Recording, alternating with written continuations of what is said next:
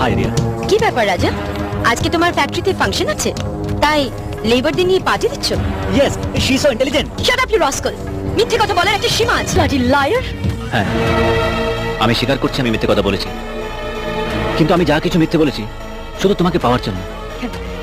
Let's go. ও Riya, relax. Just relax. দেখো এসব জায়গায় এসে যদি এদের উপর আমরা কিছু পয়সা করে না খরচা করি তাহলে এরা খাবে কি? বসি। No, no, not you. You. 2 cup coffee.